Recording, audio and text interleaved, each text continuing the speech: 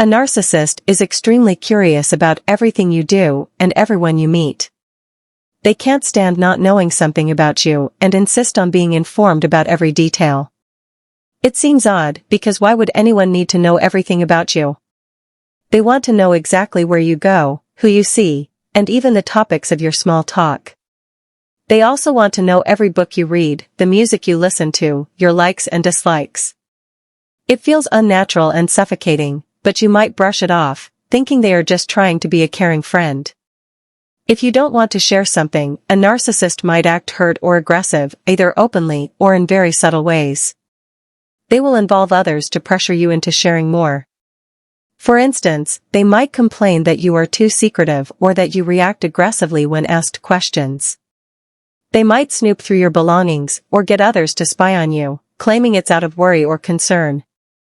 They can be very creative, using excuses like needing to know your plans to organize a surprise birthday party to justify their intrusive behavior. Essentially, they will do anything to invade every area of your life. They want to know every detail of what you're doing, how you study for exams, prepare for job interviews, do your makeup, and dress.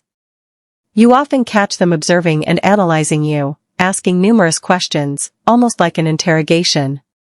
It feels like dealing with a secret police force, making you feel small and pressured, as if they hold significant power over you. The comparison to the KGB is apt because, although subtler, their behavior mirrors such invasive scrutiny. Reading about the KGB can help you recognize these patterns in your own life, and you'll be surprised at the similarities between narcissists' behavior and certain societal norms. Narcissists want to know everything about you. They might even ask about friends they haven't met, inquiring about how they are under the guise of being interested in people. This makes you think, maybe they are just interested in people. However, their real motive is to form a complete picture of you and everything that influences you. They use this knowledge to trap you in their distorted perception. They reinterpret everything, defining what brings you joy, strength, and vitality as negative, labeling it as bad, selfish, crazy, stupid, or insignificant. Their goal is to control and diminish you by twisting your reality into something negative and harmful. It's now clear why narcissists get so angry when you try to keep parts of your life private. For them, your privacy means their control over you is threatened, and you might have a way to escape their influence. This is a big risk for them, so they do everything to get you to reveal and show them everything. They even collaborate with other narcissistic individuals and make use of the narcissistic societal norms too, consciously or unconsciously, creating an environment where your need for privacy seems excessive, selfish, and hostile.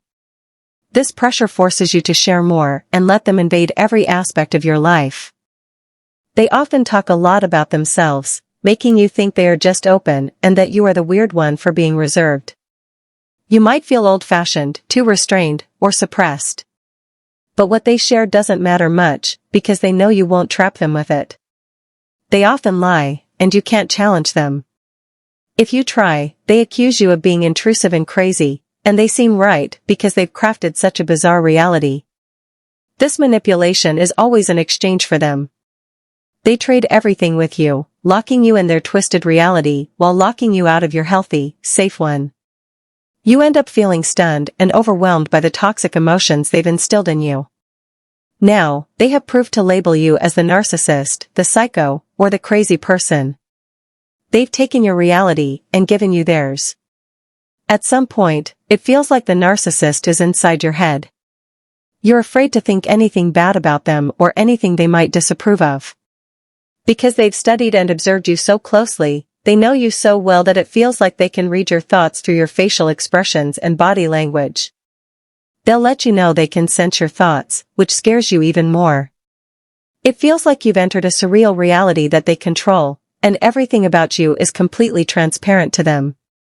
They've forced all the information out of you, leaving you with no secrets, no hidden treasures. You want to run away, but it feels like you're trapped behind glass walls. All you can do is sit and cry, feeling hopeless and doomed. You are imprisoned in a narcissistic glass hermetic vessel, which is a very real and physical thing, only invisible. But there's an organic consciousness that sees your plight and wants to help you. This consciousness can't just pull you out because you're trapped in the narcissist's reality, but it will help you free yourself by giving you tiny clues, tools, and encouragements. This assistance will grow stronger over time as you become more resilient.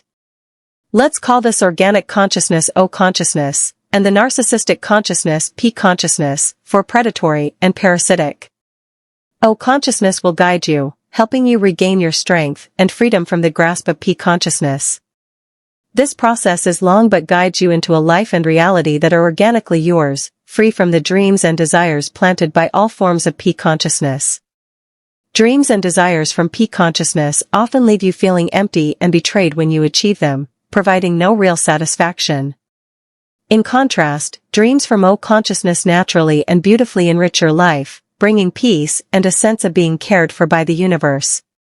While P and O dreams may seem similar, for example, both may include a dream of wealth, the fulfillment they bring is entirely different.